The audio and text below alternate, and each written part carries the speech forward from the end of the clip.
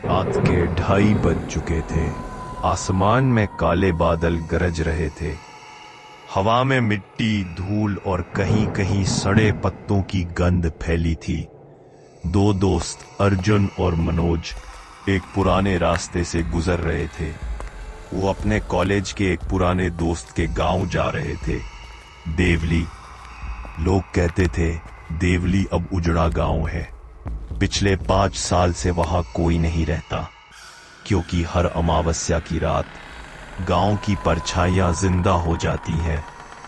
अर्जुन ने हंसते हुए कहा, अरे ये सब पागलपन है, ऐसे गांव कहाँ होते हैं। तू मजाक कर ले, लेकिन मैंने खुद सुना है वहाँ रात में किसी के कदमों की आवाज आती है। और वह बोल ही रहा था कि चारों तरफ सन्नाटा छा गया।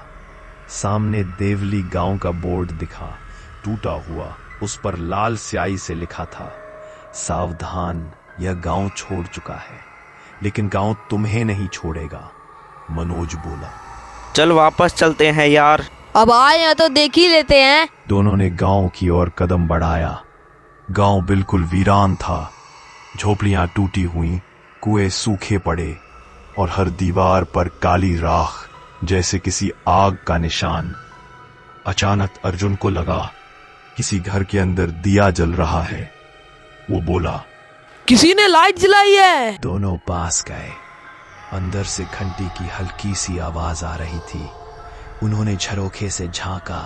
अंदर एक बूढ़ी औरत बैठी थी, आंखें बंद, होंठ हिल रहे थे जैसे कुछ मंत्र बोल रही हो। अर्जुन ने दरवाजा खटखटाया। दरवाजा अपने आप खुल गया और अंदर की लौ एकदम बुझ गई। बूढ़ी औरत अब वहीं खड़ी थी, पर उसका चेहरा उल्टा था, आंखें पीछे की तरफ और मुंह से धीमे स्वर में फुसफुसाहट निकल रही थी। क्यों आए हो? ये गांव तुमसे खुश नहीं है। मनोज चीख पड़ा, भागो! दोनों भागे। वो भागते हुए गांव के बीच वाले कुएं तक पहुंचे। कुएं से भाप जैसी धुंध निकल रही थी। नीचे किसी के रोने की आवाज आ रही थी। मुझे बाहर निकालो। मनोज ने टॉर्च नीचे फेंकी। कुएं के तल में वही औरत खड़ी थी।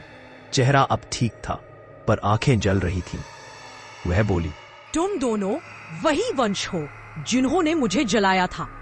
हमने क्या किया? इस गांव के श्राप से कोई नहीं बचा। और अगले ही पल कुएं से लाल धुंध ऊपर उठी और दोनों उसके अंदर समा गए। सुबह होने पर देवली के पास से गुजरते लोग ने देखा, कुएं के किनारे 2 परछाइयां जमीन पर खड़ी थीं, बिना शरीर के, बस साए। और उनके पास जमीन पर लिखा था, हम लौट आए हैं,